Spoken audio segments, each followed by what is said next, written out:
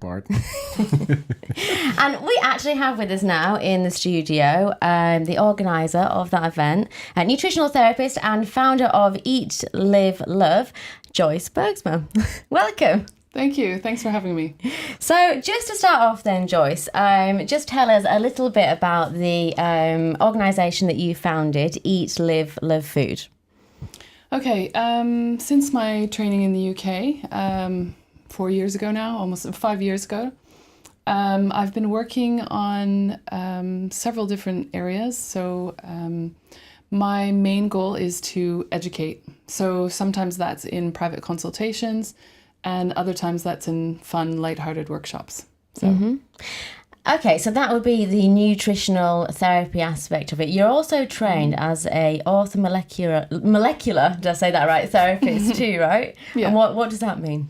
So that means that you're trying to make sure that each individual has the optimum amount of nutrients. So what is good for you might not be good for Sander. He might have different needs than you do. And it's about discovering that using lab tests or looking at a case history and then working on improving those levels through food, supplements sometimes, and yeah. Is people not adhering to their, say, nutritional needs also the reason that they get into...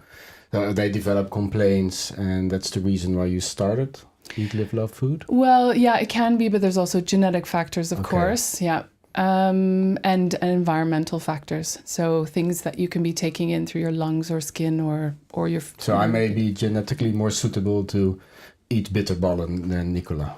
That's probably true. Probably true. Oh, I am partial to a bitterballen. So this therapy that I can't remember, orthomolecular. So is that aimed at prevention? Yeah, it works at prevention, but also afterwards. So people that have certain diseases or something, they're more likely to need certain nutrients. For example, if you have schizophrenia, then you might have a greater need for folic acid or for B6 or for something like that. So. And how are you able to determine? So let's say that I would visit you and I would say, okay, these are the complaints I'm having, or I'm just stressed and I'm tired, and I eat my potatoes every day. Yeah. Okay, so maybe I should not eat them every day. But what exactly do you do to find out what are the nutrients that I need? You want to know the details? I'm just curious how you look at me. Do we run some tests? Yeah, I take a combination of things. So I take a really long case history. I ask everyone to fill in a long questionnaire.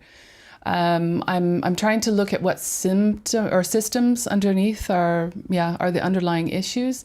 I look at the symptoms that are presenting, but also the signs, so the physical signs. So I might look at someone's skin. If you've got dark circles under your eyes, maybe there's some liver congestion. You know, if you have eczema, maybe it's a dairy intolerance, maybe it's liver congestion. So you're kind of taking everything into account. Do you ever find yourself staring at people in the bus and then guessing what's wrong with them? I do. Did you see that guy? He's got a thyroid issue. Sir, you gotta eat more. You gotta eat more what? Bananas? I don't know. I have no idea. So yeah, we see individuals for personalised nutrition, but you also do lots of nice events too for groups, right? And you have a meetup group, is that right? Yeah, it's called Amsterdam Strong Minds. So it's centred around mental health, which is my specialisation. Mm-hmm. So. Yeah. Sometimes it's just going for a walk in the park and having a chat over a cup of tea. As simple as that. Yeah. So, getting people active, that can really help boost your mood, especially in dark days in Amsterdam. So, yeah. Yeah, speaking of which, winter health and the event that we just saw, the film, that was all about increasing energy levels during the cold, dark months of winter, right? So what are some top tips that people can take on board until spring, until the sun starts to come out again? One of the things is increasing your levels of B vitamins. So B vitamins often work together. So the more you have, then the better they are absorbed. And you can find them in things like whole grains. So things like having oatmeal for breakfast is a great way to start. Dark green leafy vegetables. So kale is in season right now. Mm-hmm. Just steaming that and having it with some potatoes is fine, or putting it in a salad, or lots of different ways. And also vitamin C, which helps boost your immunity during the dark winter days as well. So, yeah.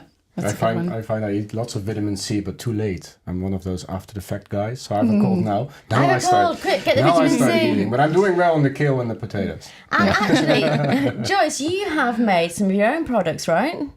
Yeah, that's right. Actually, I've brought some here for you Ooh, today. we're going to get a little taster. So, yeah. These are some healthy crackers that I make. So they're loaded with essential fatty acids. We've got 4 different seeds in there and rosemary. They're called Gone crackers? Gone crackers, Gone yeah. Right crackers, now. yeah. Gone crackers? Yeah, they're really good brain food, good for energy, helping you maintain energy throughout the day. So gone crackers in English also means you've gone a little bit crazy. And so it's there to feed the brain. So, Nice. Yeah. I could use that. And tell us what you've got coming up then in Amsterdam in the coming months, because you do workshops too, right? Yeah. I generally do about 4 workshops a month.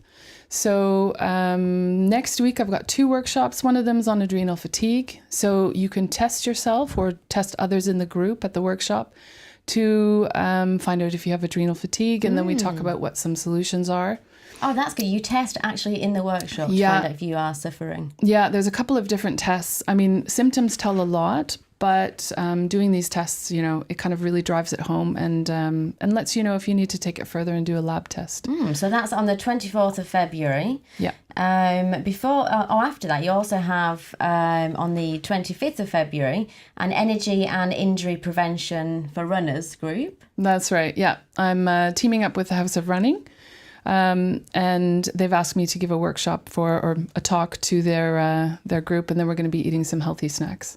So, and loads of good stuff going on.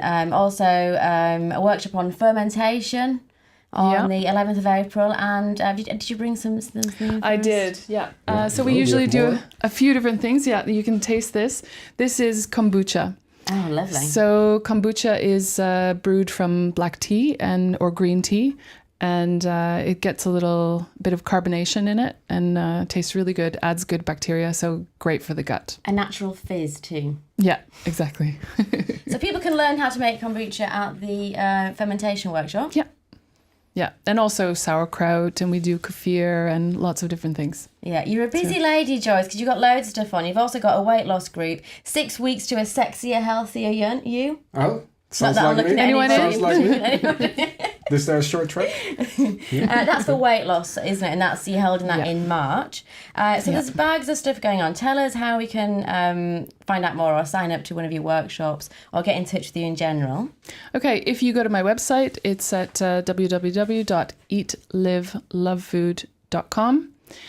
You can also find me on Facebook under the same name or on Twitter. So perfect. And one last question from me. What do you eat for breakfast? Everybody wants to know what a nutritionist has for breakfast. Okay, so this morning I had a homemade juice with beet, ginger, and carrots.